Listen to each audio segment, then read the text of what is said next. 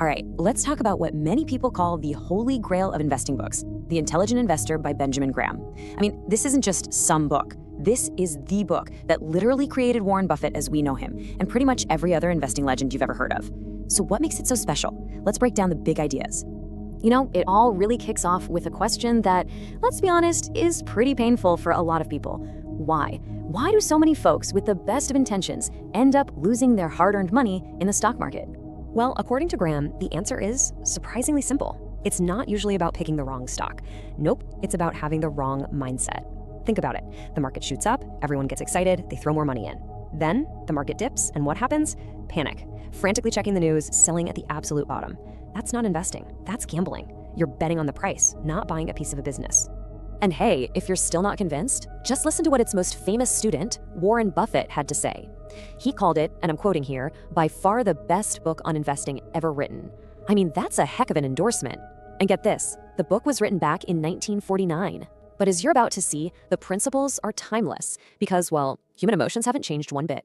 Okay, so this leaves us to the very first and maybe the most important choice you have to make. Seriously, before you even look at a single stock, you have to ask yourself, am I an investor or am I a speculator? Your answer to that question changes everything. The entire game hinges on this. And Graham makes this super clear for us. He gives us a simple 3-point checklist for what makes something an investment. Number 1, you've done your homework, your thorough analysis. Number 2, it promises safety for your original capital. And number 3, it offers a decent or adequate return.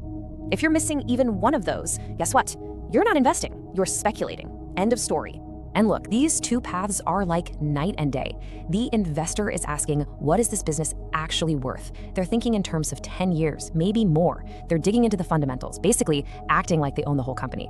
The speculator, they're just staring at a screen, sweating and asking, is the price gonna go up tomorrow? It's the mindset of a business owner versus the mindset of a gambler. So let's say you've picked your side. You're an investor. Great. But how do you handle the market's wild, crazy mood swings? This is where Graham gives us this brilliant little story, a mental tool to help us out. He wants us to meet a character he calls Mr. Market. And just to give you a sense of how valuable this kind of thinking is, get this, a single signed copy of this book can go for something like 1.5 lakh rupees. That's what people will pay for timeless wisdom. Okay, so back to our new friend, Mr. Market. So here's the story. Imagine the stock market isn't just a bunch of blinking lights on a screen. Instead, it's a person. He's your business partner, and his name is Mr. Market. Now, Mr. Market is a little unstable. Every single day, he shows up at your door with an offer. Some days, he's totally euphoric, on top of the world, and offers you a crazy high price for your shares. Other days, he's deeply depressed and wants to sell you his shares for practically nothing. But here's the most important part. You don't have to listen to him. You are totally free to just shut the door and ignore him completely. So you see the genius of this? Your job isn't to get caught up in his emotional drama. Your job is to calmly ask yourself, based on your own analysis, is the price he's offering me today a good deal? His mood swings are his problem. In fact, they're your opportunity. You're there to take advantage of his craziness, not to join in. And that idea leads us right into what is probably the investor's most powerful weapon, their ultimate safety net. It's not some crystal ball to predict the future. It's a buffer, a cushion that protects you for those times when, and this is important, you are inevitably wrong. It's called the margin of safety. No, really, I want you to let this sink in for a second. Nobody gets it right all the time. Not the gurus on TV, not the smartest people in the world. So intelligent investing isn't about being a perfect fortune teller. It's about setting things up so that even when you make a mistake or just get unlucky, you don't get wiped out. It's all about survival. Okay, let's use a super simple example to show how this works. Imagine there's a house and you figure out its true value is 1 crore. You manage to buy it for 95 lakhs, a small discount, right? But then, oops, the market takes an unexpected turn and its price drops to 85 lakhs. That tiny buffer you had, it wasn't enough. You're now sitting on a 10 lakh loss. Okay, but what if you demanded a real margin of safety? Let's say you bought that same 1 crore house, but you paid only 65 lakhs for it. Now, when the market does its crazy thing and the price falls to 85 lakhs, are you panicking? No way. You are still sitting on a cool 20 lakh profit. That huge gap between the price you paid and the actual value, that's your shield. Now, one of the smartest things about Graham is that he was a realist.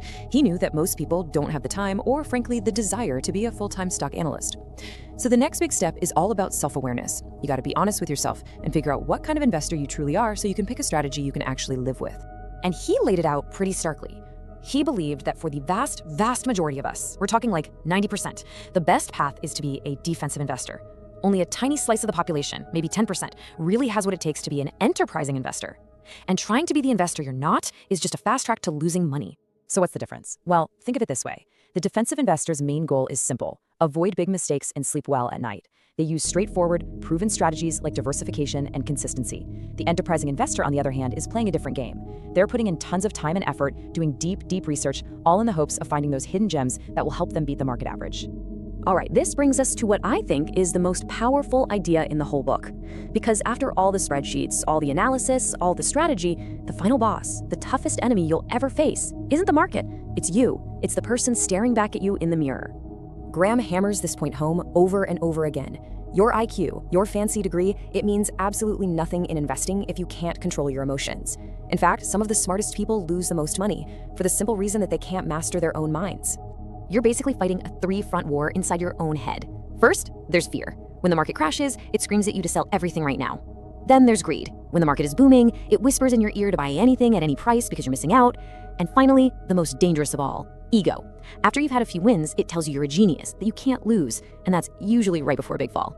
Okay, so how do we take all this amazing theory and actually apply it here in India today? Well, if you're a defensive investor, and let's be real, most of us are, the roadmap is actually pretty clear. First, focus on the long game with equities. Second, set up regular SIPs to automate your investing and stay consistent. Third, make sure you're properly diversified. And maybe most importantly, learn to ignore the daily noise, the so-called gurus on social media, and all the short-term distractions. Here's the bottom line on that. If your plan changes every time you see a scary news headline or the market has a bad day, you don't actually have a plan. You have a series of knee-jerk reactions. A real investing strategy is designed to survive the storm, not to change direction with every gust of wind. You know, if you had to squeeze all 600 pages of this genius book into one single idea, it would probably be this quote: "Your success as an investor has very little to do with how smart you are, and everything to do with how calm and disciplined you can be." And that leaves us with one last, kind of radical idea to think about. We live in a world that's all about action, doing something, trading, moving, but the intelligent investor understands that their real superpower is patience. Sometimes the absolute best, most profitable, and most intelligent thing you can possibly do is nothing at all. I'm an icon, man. My girl about a 10. I should fuck her in the Benz.